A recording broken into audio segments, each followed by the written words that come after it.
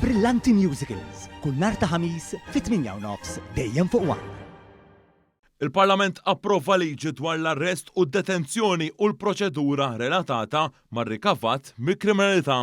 L-abbozz li jitratta l-arrest u d-detenzjoni kien jirrikjedi emendi kostituzzjonali b'dan se jippermetti li l-arrest preventiv ta' persuni suspettati b'reati serji li jġorru pieni ta' 12 sena priġunerija jew aktar jiġi estiż massimu ta' 48 sija oħra b'ordni tal-Maġistrat. Fi stqarrija il-Ministru għall-Ġustizzja Jonathan Attard qal li b'din il-liġi il-Gvern se joffri aktar għodod effettivi lill-Pulizija biex ikunu jistgħu jagħmlu investigazzjoni f'reati serji. Il-Ministru Attard sostna li din il-liġi għandha tintuża f'każi ta' eċċezzjoni u mhux in-norma. Il-Parlament approva wkoll l-att li emenda ir-rikavat mill-kriminalità dan se jfisser l-istess proċedura fejn ikun possibbli fil-proċeduri għas-sekwestru, l-ifriżar u l-konfiska tar-rikavat mill-kriminalità u jirrispondi għal proporzjonalità meħtieġa f'tali ordnijiet hekk kif mitlub mill-qrati lokali u Ewropej. Intqal li fi stadju ta' kumitat dan l-abbozz kompla jissaħħaħ bilanċ aktar ġust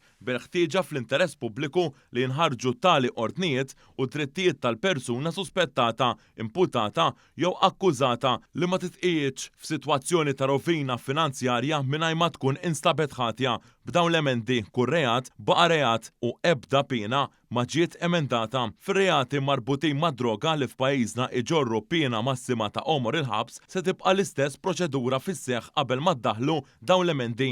L-abbozz jintroduċi wkoll il-possibilità ta' żieda fl-ammont li jkun jista' jiġi rilaxxat lill-imputat għall-għajxin tiegħu tal-familja waqt li l-kawża tkun pendenti. Se tkun ukoll il-qorti kriminali li wara li tiddeċiedi fuq il-ħtija se tistabbilixxi u tidentifika il-valur u l-assi li għandhom jiġu ikkonfiskati. F'din l-istqarrija il-Ministru Jonathan Attard stenna li l-Gvern se jkompli jaħdem għal soċjetà fejn kulħadd ikun kontabbli ta' emilu imma jrid jassigura wkoll li l-liġijiet jirrispettaw id-drittijiet fundamentali. Dr. Attard sostna li dak approvat mill-Parlament se jwassal għal ġustizzja effiċjenti imma wkoll effettiva kontra il-kriminalità.